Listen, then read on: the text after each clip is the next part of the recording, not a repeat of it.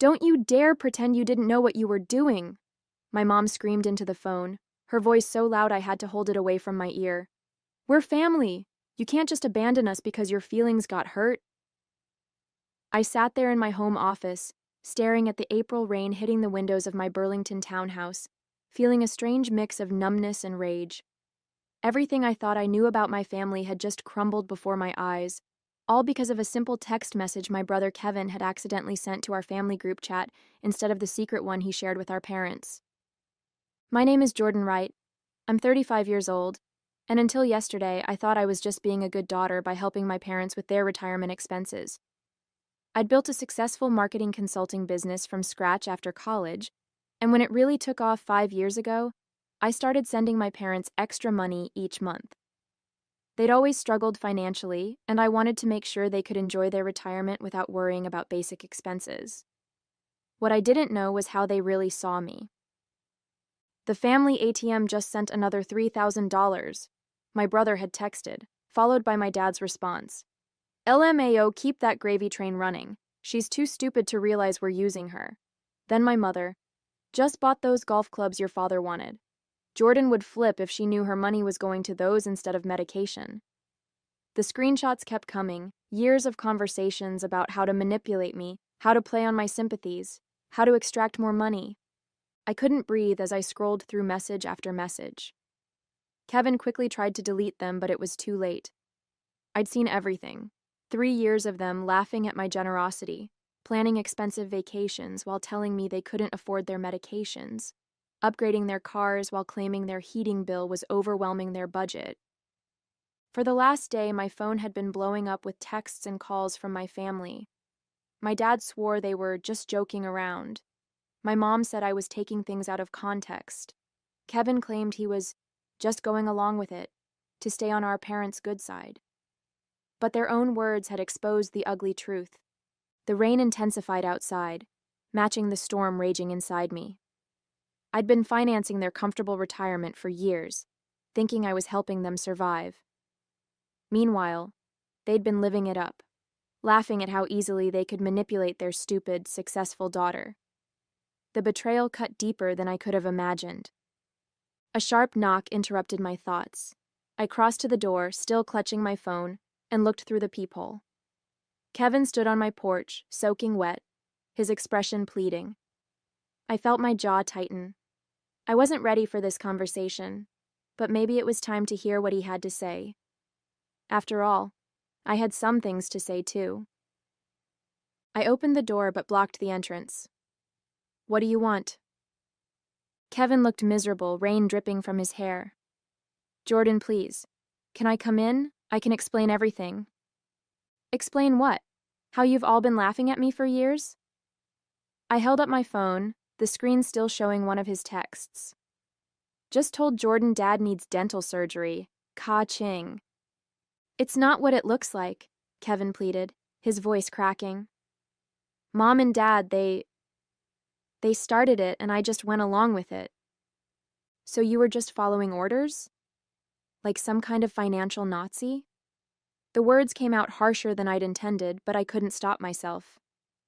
I've been sending $3,000 every month, Kevin. That's $36,000 a year. For 5 years. Do you know what that adds up to? Kevin looked down. I know it's a lot. $180,000, Kevin. And that doesn't include the extra for Dad's supposed medical expenses or Mom's broken furnace last winter. I felt sick saying the words, remembering how I'd skipped a vacation to send them an extra $5,000 for a furnace that apparently never needed replacing. Look, they took it too far, I know, but they're getting older and they're 65, not 95. Dad's still golfing every weekend with his fancy new clubs that I paid for while thinking he needed medication. I was shouting now, not caring if the neighbors heard. Please, Jordan, they're freaking out. Dad's worried about his heart medication. I laughed bitterly. The medication that doesn't exist? Or the real medicine he actually needs that I've been paying for while you all blow the money on luxury items? Kevin's face crumpled. I messed up. I know that. But they really do need your help now. All those extras. They've gotten used to the lifestyle. They can't afford their mortgage without you. Their mortgage on the lakeside condo they bought last year while telling me they were struggling to pay rent on their modest apartment? I felt a strange calm settling over me. I think you should leave. Jordan, please. Number, I've been Jordan, please, for too long. Now I'm just Jordan. And Jordan is done.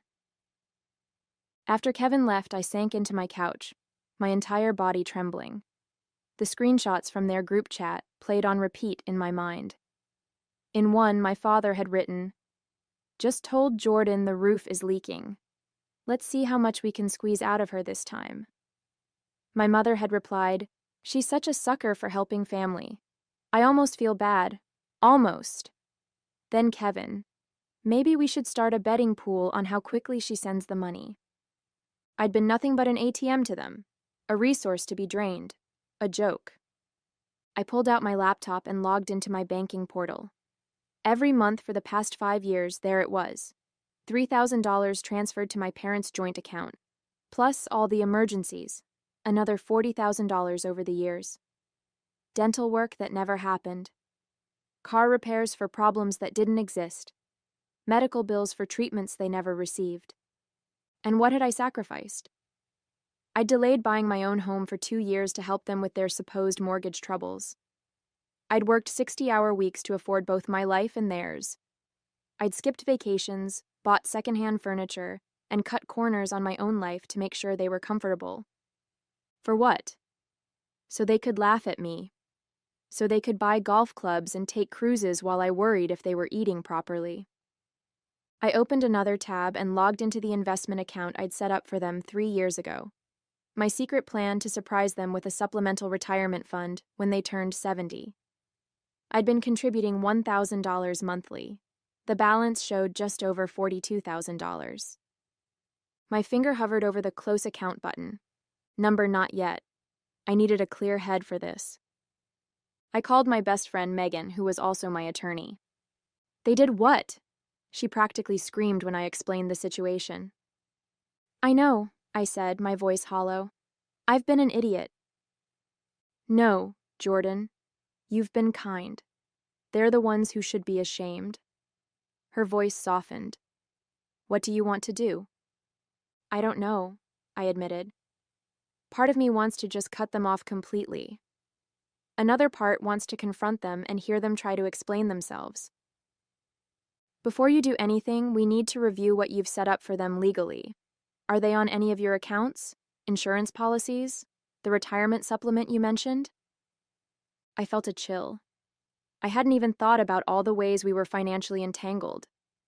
Beyond the monthly transfers and the investment account, I'd added them to my premium health insurance policy as dependents 2 years ago. My father's heart medication, which I now question the existence of, was covered under my plan. They were also beneficiaries on my life insurance policy. I need to untangle all of this, I realized aloud. "One step at a time," Megan counseled. "First, gather all the documentation of what you've given them. Bank statements, texts asking for money, everything. Second, make a list of all financial connections you need to sever. Third, decide if you want to communicate with them about why you're doing this." As I hung up, my phone buzzed with a text from my mother. "Your father is very upset. His blood pressure is through the roof because of your behavior. We need to talk now." Something inside me hardened. The manipulation was still happening even now. They still thought I would fold, that I would come running the moment they mentioned a health concern. Not anymore. I opened my laptop again and began taking screenshots of every monthly transfer. Then I started a document titled Family Financial Support, 5 years, and began listing every dollar, every supposed emergency, every sacrifice I'd made. By the time I finished, the document was 12 pages long and the truth was inescapable. I wasn't just hurt, I was done. The next morning, I woke up with a clarity I hadn't felt in years. My path forward was suddenly crystal clear. Before doubt could creep in, I called into work, telling my assistant I needed a personal day. This would require my full attention. "Jordan Wright speaking," I answered when my phone rang 20 minutes later. "Ms. Wright, this is Samuel from Vermont Community Bank. I'm returning your call about closing an investment account. Yes, thank you for getting back to me so quickly. I took a deep breath. I need to close the supplemental retirement account I set up for Robert and Patricia Wright. I see. May I ask if there's a problem with the account? No problem with the account, I said. Just a problem with the intended recipients. After confirming my identity and authority over the account, Samuel walked me through the process. Since I was the sole controller of the account, it had been intended as a gift. I could close it without my parents' knowledge or consent. The $42,680 would be transferred back to my primary account within 3 business days. Is there anything else I can help you with today, Ms. Wright? Actually, yes. I'd like to cancel all recurring transfers to the joint account belonging to Robert and Patricia Wright. Those are currently set at $3,000 monthly, correct? Correct? My voice didn't waver. I'd like that stopped immediately. Step 1 complete. Next, I called my health insurance provider. This one was trickier. Mid-year changes to dependents required a qualifying life event, and discovering your parents have been scamming you wasn't on their list. But after explaining my situation to a sympathetic representative named Miguel, he found a solution.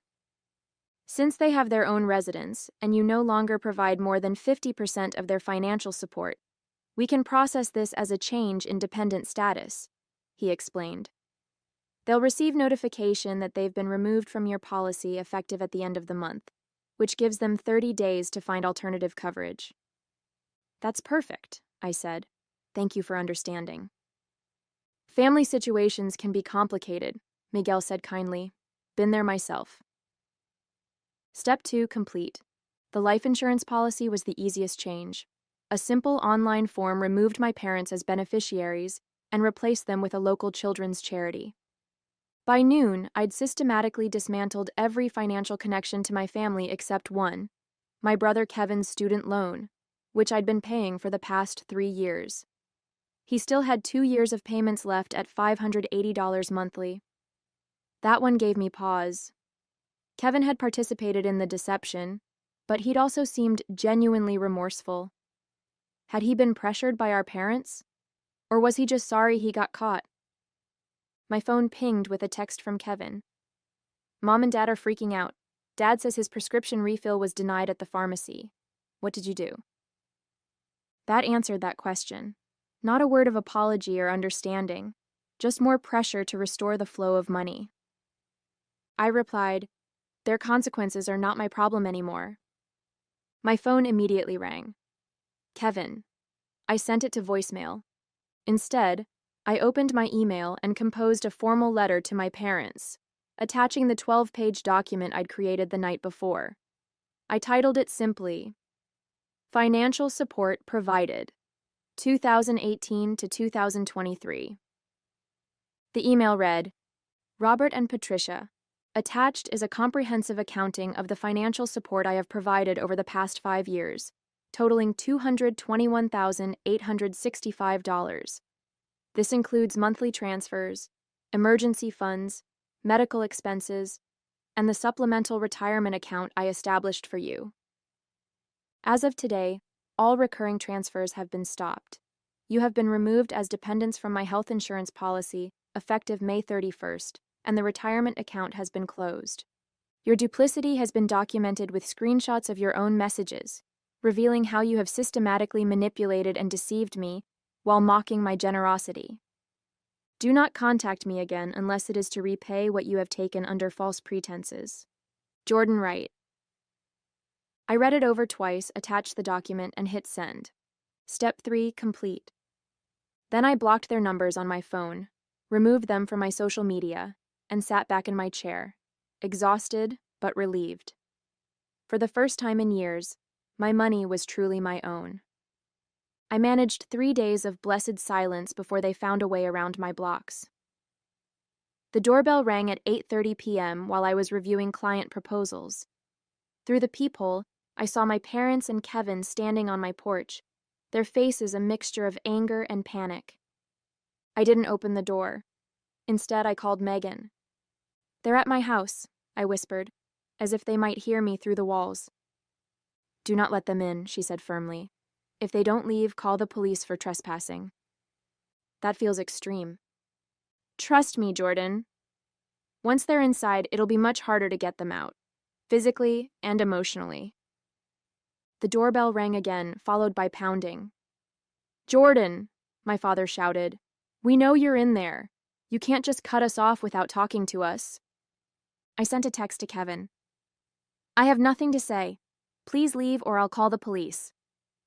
Through the peephole, I watched Kevin check his phone, show it to my parents, and then have what appeared to be a heated discussion. My mother seemed to be crying, while my father's face had turned an alarming shade of red. Eventually, they left, but not before my father shouted, "You're going to regret this, Jordan. We're family. You can't just abandon us." The irony of him using the word abandon wasn't lost on me.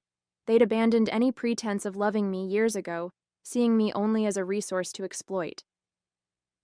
The next morning, the emails started. My mother wrote a lengthy guilt trip about my father's health declining without his medication. My father sent a terse message demanding I stop this childish behavior immediately. Kevin pleaded that our parents couldn't afford their mortgage payment without my help. I forwarded each one to Megan without responding to them. 3 days later, I received a certified letter from my parents. Inside was a handwritten note from my mother. "Jordan, we don't understand why you're punishing us like this. Yes, we made some jokes in poor taste, but that's what families do. Your father's heart medication is $450 per month without insurance. Our mortgage is due next week, and we can't cover it without your help. We might lose our condo. Is that what you want? For your elderly parents to be homeless? Please stop this cruelty and talk to us." I nearly laughed at the elderly comment. They were both 65 and in good health. My father's golf game had never been better, according to the country club photos Kevin had accidentally included in one of those fateful screenshots. I called the pharmacy where my father filled his prescriptions, pretending to be my mother. "I'm calling about my husband Robert Wright's heart medication. What's the cost without insurance?" "Let me check," the pharmacist said. After a moment, "It's $42 for a 30-day supply, Mrs. Wright." Not $450. Another lie. That evening, Kevin showed up at my office as I was leaving. He looked terrible, dark circles under his eyes, clothes rumpled. "Jordan, please," he said, stepping in front of me. "They're falling apart. Dad's talking about bankruptcy." "That's not my problem," I replied, trying to step around him. "How can you be so cold? They're our parents." "Are they? Because real parents don't exploit their children. Real parents don't laugh behind their kids' backs about how stupid and gullible they are. They made mistakes, but—" "No," I cut him off. "A mistake is forgetting a birthday. What they did was calculated and cruel. For years, Kevin. Years. The condo is going into foreclosure. They can't make the payments without you." I felt a momentary pang of guilt, but then remembered a screenshot. "Just convinced Jordan we're struggling with rent. Meanwhile, we're closing on the lake condo next week. Cheers."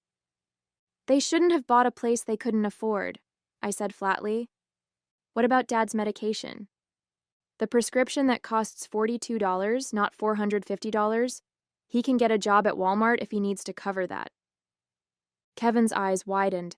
"How did you—" "I did my research. No more lies, Kevin." I walked past him to my car. "Tell them to look into government assistance programs. That's what they're there for."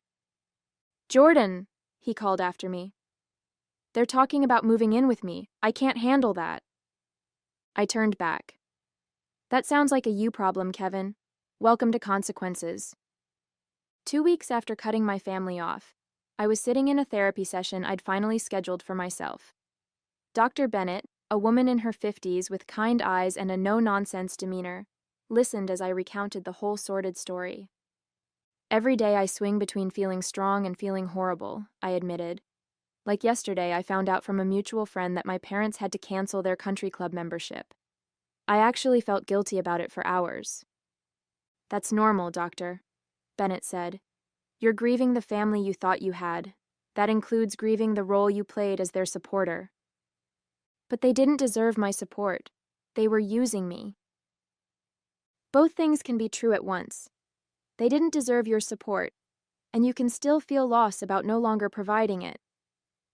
I pondered that while Dr. Bennett continued. The role of family provider clearly became part of your identity. Now you're redefining who you are without that role. I hadn't thought about it that way, but she was right. For 5 years, I'd tied my self-worth to being the successful daughter who could support her parents. Who was I now? As I was leaving my session, I received an unexpected call from my Uncle Pete, my father's brother who lived across the country in Oregon. We weren't close, but I answered out of curiosity. Jordan? It's your Uncle Pete. I just got a strange call from your father asking if he and your mother could come live with us for a while. He said you'd cut them off financially and they were about to lose their home. Is that true? I sighed. It's complicated, Uncle Pete. I figured. Your dad has always had a talent for selective storytelling. His tone was dry. Want to tell me your side? So I did, explaining everything from the screenshots to the lies about medical expenses. When I finished, there was a long silence. I'm not surprised, he finally said. Your father tried to pull similar stunts with me years ago. It's why we're not close. I refused to fund his lifestyle. You knew? I felt a wave of betrayal all over again. Why didn't you warn me? Would you have believed me? They had you convinced they were struggling and you were their hero. Sometimes people have to discover the truth themselves. He was right. I wouldn't have believed him. For what it's worth, he added, I told your father I wouldn't take them in. I suggested they downsize and live within their means.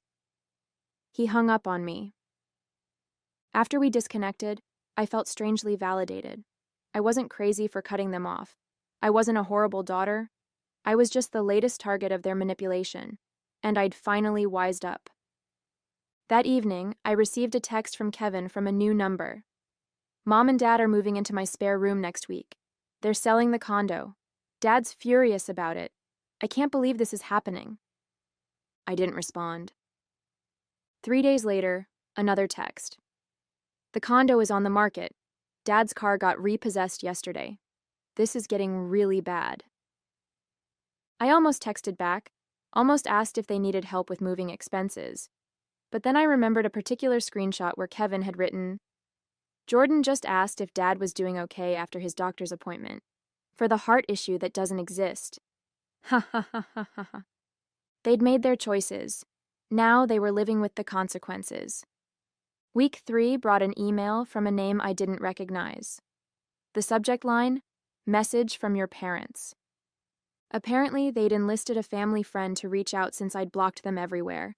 The message detailed how they'd been forced to sell most of their furniture, how my father's health was deteriorating from the stress, and how they'd had to apply for food stamps, something my proud father considered humiliating. The email concluded, they just want a chance to talk to you, to explain and apologize. I considered it for all of 5 seconds before hitting delete. Their idea of an apology would be whatever they thought might turn the money faucet back on. I was done being manipulated, done being their ATM. For the first time in years, my money was going toward my future, not their pretend emergencies. The guilt was fading, replaced by something unexpected. Freedom. 6 months after I'd cut off all contact, I arrived home from a business trip to find my parents sitting on my porch steps. My father had lost weight, and my mother's carefully maintained highlights had grown out, revealing gray roots. They were both wearing clothes I didn't recognize, cheaper looking than their usual attire. My instinct was to turn around and drive away. But Dr. Bennett and I had discussed this possibility in therapy. I was stronger now. I could face them without being manipulated. I parked in the driveway and approached slowly, my heart pounding. What are you doing here? Jordan, my mother's voice cracked. Please, we just want to talk. We've learned our lesson, my father added. These past months have been hell. I unlocked my door. You have 5 minutes. Inside, they perched awkwardly on my couch while I remained standing, arms crossed. We're sorry, my mother began. We never should have taken advantage of your generosity. My father nodded. We've lost everything. The condo, the car, our savings. We had to move in with Kevin, and his place is so small. Your mother has to sleep on a pull-out couch. The country club revoked our membership, my mother added. All our friends there. They don't call anymore. My medication costs have been terrible without your insurance, my father continued. Medicare doesn't cover everything. I listened to them list everything they'd lost, waiting for an actual apology. It never came. There was no, "We're sorry we hurt you," or "We were wrong to mock you." Just a catalog of their hardships and implied blame that I had caused them. Is that it? I asked when they finally fell silent. We want to make things right, my mother said. We've really suffered, Jordan. We've learned our lesson. What lesson would that be? They exchanged glances. That we shouldn't have taken you for granted, my father finally said. Translation. They should have been more careful about getting caught. No, I said softly. You haven't learned anything. What do you mean? My mother asked, her voice rising slightly. We came all this way to apologize. No, you came all this way to tell me how much you've suffered without my money.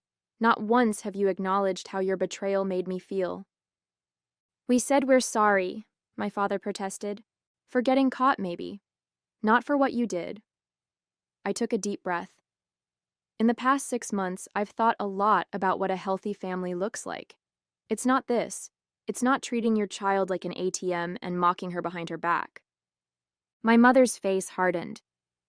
So you're just going to keep punishing us? Over a few jokes? This isn't punishment. This is me protecting myself from people who've shown they don't have my best interests at heart. We're your parents, my father said, as if that explained everything.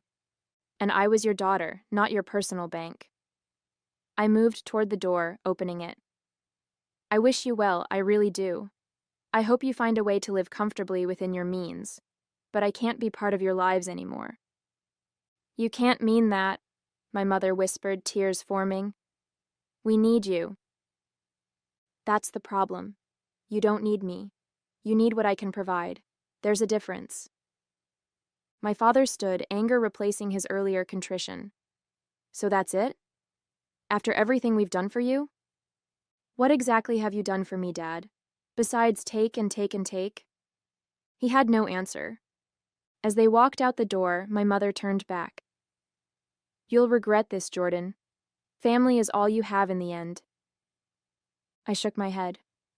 No, Mom. Family is supposed to be the people who love you unconditionally. I've built that family with my friends. What you offered was just a transaction. I closed the door and leaned against it, listening to their footsteps retreat down the path. I expected to feel guilt or grief. Instead, I felt an overwhelming sense of peace. The ATM was permanently closed, and for the first time in my adult life, I was truly free.